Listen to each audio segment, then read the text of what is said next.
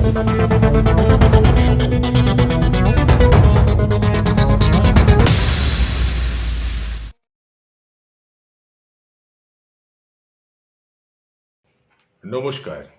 শুভ সন্ধ্যা। এখন শুনবেন খবর দিল্লি থেকে।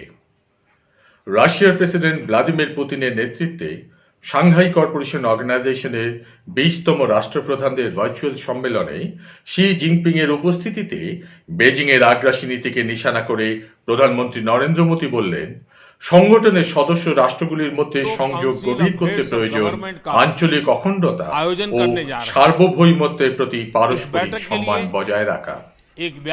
গালওয়ান সংঘর্ষের পরই প্রথম দুই দেশের রাষ্ট্রপ্রধানকে একই মঞ্চ ভাগ করলেন। প্রধানমন্ত্রী মোদী বলেছেন, সাংহাই কর্পোরেশন অর্গানাইজেশনের সনদ ও আলোচ্য বিষয়বস্তু ছাড়াও অহেতুক দ্বিপাক্ষিক বিভিন্ন ইস্যু এখানে আলোচনার চেষ্টা করা হচ্ছে। এটা দুর্ভাগ্যের। এটা সংগঠনের স্পিরিটকেও আঘাত করছে। এই জাতীয় প্রচেষ্টা সংগঠনের সহযোগিতার চেতনার পরিপন্থী। এরপরই মোদী বলেছেন, সংগঠনের সদস্য রাষ্ট্রগুলির মধ্যে পারস্পরিক গভীর যোগাযোগ বৃদ্ধির পক্ষে ভারত এবং বিশ্বাস করে আঞ্চলিক অখণ্ডতা ও সার্বভৌমত্বের প্রতি পারস্পরিক সম্মান বজায় রাখলেই তা সম্ভব। দিল্লিতে দাপট যেন ক্রমে বাড়িয়ে চলেছে করোনা। প্রতিদিনই নতুন নতুন রেকর্ড। ওনামের পর কেরালায় যে কোভিড বাড়ন্ত দেখা গিয়েছিল, একদিনে সেই সংখ্যাকেও পিছনে ফেলেছে দিল্লি। বর্তমানে দৈনিক সংক্রমণের হারে দেশে প্রথম স্থানাধিকারী কেজরিওয়ালের রাজ্য। গত এক সপ্তাহ ধরে দেশে বাকি রাজ্যগুলির মধ্যে দিল্লিতে আক্রান্তের সংখ্যা বেড়েছে অনেকটা। শুধু দিল্লি নয়, মহারাষ্ট্র এবং কেরলও রয়েছে সেই তালিকায়। বিগত সপ্তাহে 46,000-এরও বেশি সংক্রমিত হয়েছে রাজধানীতে।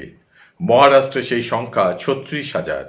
সংক্রমণ বৃদ্ধি পেয়েছে প্রায় 1.6%। দেশে এই মুহূর্তে মোট সংক্রমণের যা হার, দিল্লিতে সেই হার 3 গুণ বেশি। রাজধানীতে এখন অ্যাক্টিভ কেসের সংখ্যা 42,000।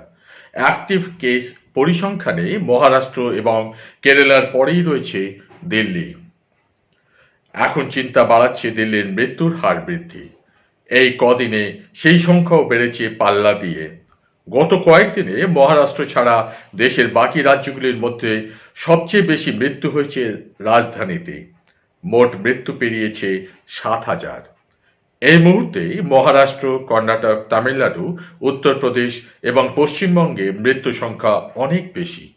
সংক্রমণের হারে দিল্লি ও কেরালার পরেই রয়েছে পশ্চিমবঙ্গ। খবর এখানেই শেষ হলো। আরও খবর জানতে আমাদের চ্যানেল সাবস্ক্রাইব করুন দিল্লি থেকে .com।